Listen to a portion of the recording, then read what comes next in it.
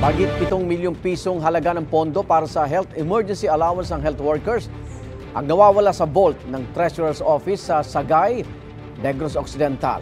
Live mula sa Bacolod City, may unang balita si Eileen Pedreso ng GMA Regional TV. Eileen?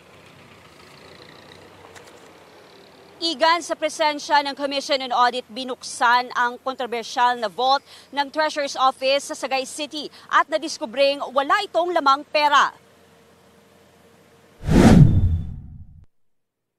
Sa pamamagitan ng code combination, hawak ng Sagay City Treasurer's Office, nabuksan na ang vault kung saan umano nakalagay ang 7.3 million pesos na pondo para sa health emergency allowance ng health workers na matatandaang hindi na ibigay nitong August na payout. Ang combination was with the admin officer. It was also the treasurer nga nag-open ang combination with the holding ang combination itself. Nang binuksan, walang lamang pera ang vault. Pag open kahapon, wala sa sing unod. It was Mayor, our legal, si Attorney Brent, Attorney Eman of COA, and personnel. Ako araman. Tinanong ang treasurer na si Jovi Pinunggan kung nasaan ang perang nawawala, pero hindi siya sumagot.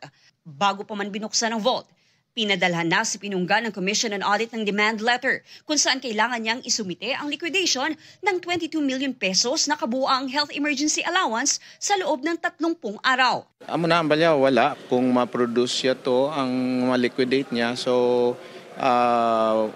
we'll give that information also to BLGF. Kung mag-file na kami sang amon nga charge dito sa BLGF. Ilang beses sinubukan ng news team na makuha ng pahayag ang treasurer sa pamamagitan ng Sagay City Information Office. Ngunit ayon sa kanila, hindi pa raw siya magbibigay ng pahayag. Nakatakdang sampahan ng kaso administratibo ng Sagay City LGU ang treasurer. Mahaharap din ito sa kaso kriminal na isasampa naman ng Commission on Audit. Balik sa iyo, Igan. Maraming salamat, Eileen Pedreso ng GMA Regional TV. Igan, mauna ka sa mga balita. Mag-subscribe sa GMA Integrated News sa YouTube. Sa mga kapuso abroad, subaybayan nyo kami sa GMA Pinoy TV at sa www.gmanews.tv.